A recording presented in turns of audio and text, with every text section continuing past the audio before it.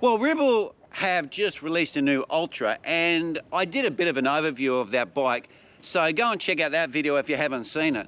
But this particular video is going to be more about how they claim 72 seconds over a 40km/h distance compared to their Endurance SLR, which they claim is an aero-optimized bike as well. Now, RIBBLE have obviously heavily invested in this new bike, and I think that's really good from a company that pretty much had a badge of a budget, probably open frame type bike that you would get, and they rebrand it as RIBBLE and sell it at a really competitive price. But the new RIBBLE now wants to be a industry leader, and this new bike obviously put a lot of work into it. So let's just dive down that rabbit hole and let's go and have a look at their white paper that they've attached to their website, where they give a bit of background to how they made those claims, although there is some information lacking as to the controls and how they did that. So let's roll that intro and let's just have a look what RIBBLE have got to say about their new bike.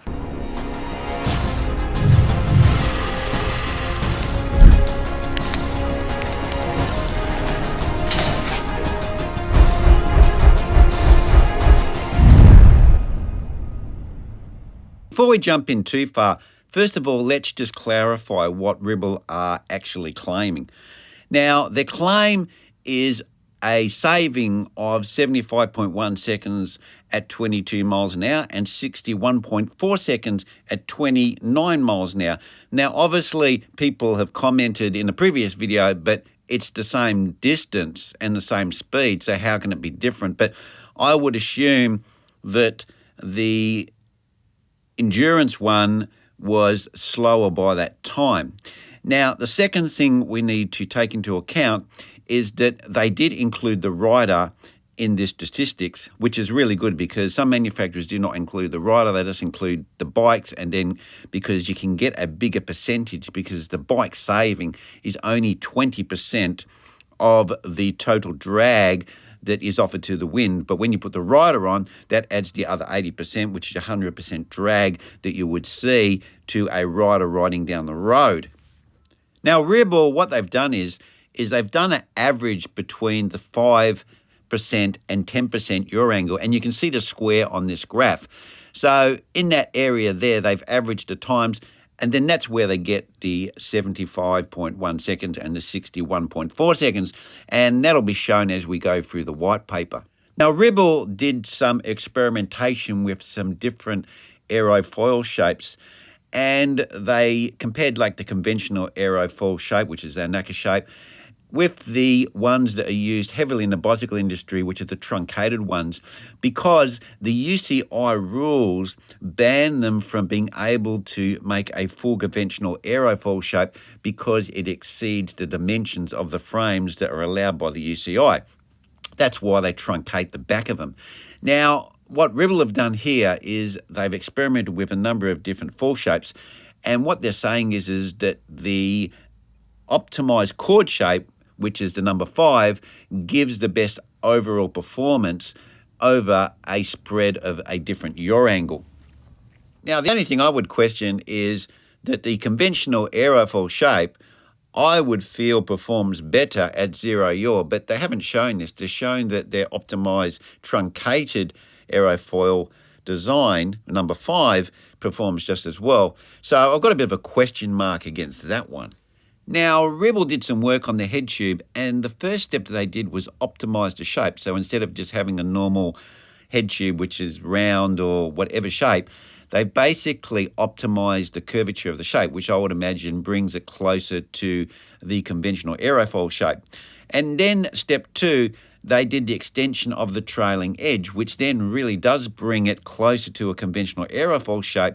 And then step 3, the optimization of the head tube and the top tube together. And you can see that with a slight drop down of their head tube. Now, my question is that with the head tube, they've gone back to a more conventional aero shape, and that's performed better in this instance. But when they were talking about the top of the down tube, they found that their optimized chord truncated aerofoil shape was the best performance over a spread of a different yaw angle, which kind of goes against each other. Well, RIBBLE took the same logic as they did with the top part of the down tube and used 5 different types of aerofoil shapes, including a optimized chord position and the truncated trailing edge. Now, in this instance, they found that the combined optimized chord position, truncated trailing edge, performed very, very similar as to the test that they did on the top of the down tube. So if we look at the graph here, we can see that it follows a very similar line and gives the best performance over a wider yaw angle. What RIBBLE also did is flatten the inside of the fork shape as closer to the wheel, and they found that this actually did give some benefits, especially with deeper section wheels. They also placed the caliper, the disc brake caliper, in a position where it is actually sitting in the wake of that fork to optimize the drag that caliper is causing that operates onto the disc. Well, now onto the fork profile, and what RIBBLE did is they experimented with some different widths and lengths, obviously staying within the UCI rules, but what they found is the 68mm by 15mm proved to be the clear winner, and we can see that by looking at the graph here. Now, the other thing they experimented with was how wide the fork should be, or how narrow the fork should be, or closer to the wheel. And although that they found the outside one, or the wider one, worked better because it created a wake for the feet, once the yaw angle of the wind changed, it became very ineffective. So they found overall, taking into consideration a number of different yaw angles, that the inboard ones worked best. Well, one area that RIBBLE really wanted to focus on was the handlebar and brake lever combination, because this is an area that hits the wind first and creates quite a lot of drag. Now, the standard system in the bike industry is to have a round bar with a clamp that goes round that standard size bar and clamps it onto the handlebars, as seen here. Now, to change the profile of those bars, they needed to start thinking out of the box and come up with something where they could mount the brake system to a handlebar that wasn't 23.5mm. Now, to achieve this, they came up with a completely new design that is patented, where the clamp is not used and there's a special device that is accessed from behind the bar, and it can be used to clamp the brake levers onto the handlebars. Now, as a control, they used their level 5 handlebar, which is offered on some of their aero bikes. And when they tried the new Ultra handlebars, they found that they created significantly less drag, but this was with the bike only. But when they added the rider, they found that the gains that the Ultra handlebar were giving them was negated by the rider being behind those handlebars. So then they had to actually have a rethink on how they could improve the performance of this new handlebar system. So to try and find a workaround this problem of the rider basically destroying the benefit of the handlebars, they looked at weight generators. Now, basically what they're trying to do is create disturbance of air so the body of the person can travel through that air a lot easier because it's already been disturbed. So what they did is they added these weight generators onto the center parts of the handlebar. So what RIBBLE are trying to achieve here is instead of having an aero bar that's very aerodynamic and creates very little drag, they create a handlebar that creates some drag, specifically so the body of the rider can then travel through that disturbed air and create not as much drag. So what it is it's a benefit of the handlebar, very, very aero, and the body to a handlebar that is not so aero, but makes the body travel through the air a little bit easier. And what they're trying to achieve is have a some drag that's less than the previous design that they were using. Now, Hambini has already done a video on this concept that RIBBLE are using, where they use the weight generators, and he basically said The problem with using these wake generators is the body and knees are moving and you're creating a very small wake. So, you know, you've got a different body size, you've got different leg sizes, you've got legs moving that might not stay within that wake, so the effectiveness would probably be pretty small. Okay, so what does this all mean in how fast we go on our bike? Well, these charts here are given with the bike and rider included, which I have to acknowledge, RIBBLE, that's great to see that you're doing that, because these bike comparisons really are pretty meaningless in the real world. Now, we have three charts here, and the first chart is the Ultra SL, which is the Ultra without the wake generator handlebars, and then we have the Endurance SLR, which is with their level 5 handlebar. And on those figures there, we get 54 seconds quicker over 40 kilometres at 22 miles an hour and 50.2 seconds quicker over 40 kilometres at 29 miles per hour. Now, 22 miles per hour is around about 32 to 34 kilometres an hour, which is pretty standard speed that most riders can maintain. Now, if we're looking at the second chart here, we have the Ultra SLR, which is the one with the wake generator handlebars, and the Ultra SL. So that's the same two bikes, but one with the better handlebar. Now, the savings there are 20.5 seconds quicker over 40 kilometres an hour at 22 miles an hour, and 11.4 seconds quicker over 40 kilometre hours at 29 miles per hour. So that is the extra that you're getting by having the more expensive handlebar.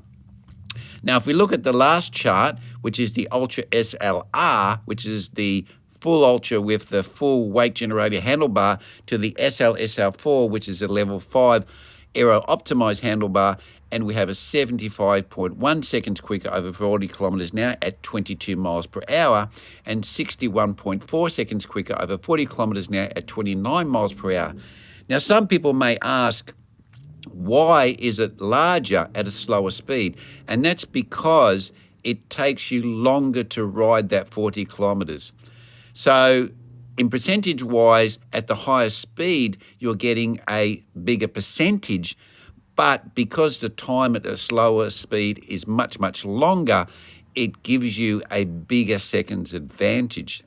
Now, to give you a saving over a really long ride, like 100 kilometres on an average day with your conditions, you would get a benefit of about 3 minutes. Okay, well, I can hear the clatter of that keyboard down in the comments section. What about the real world? Well, anyway, they did 3 tests, RIBBLE, which were done in the real world, and the first test was an endurance test of 33.2 miles, and what they saved there is 2.9 seconds per mile. The second test was a rolling 6.07 miles, and what they saved there is 2.80 seconds saved per mile. And then there was the final test, which was 112 miles, and what they did is save 5 seconds per mile. So they do show that there's some savings, but what we need to really be acknowledged here is that these savings, we haven't seen the controls of how they did it. So we really don't know what was the riders wearing, what position were they riding in, were they handlebars in the drops, were they handlebars in the hoods, because that makes a significant difference to the average rider. If he's riding in the hoods, his percentage of body drag is going to be higher compared to the percentage of bike drag. So if to get those benefits, I would probably say they did the tests in the drops, so you would need to ride in the drops constantly to see those benefits, and that benefit works out to be about 2% on the top end bike with the wave generated handlebars.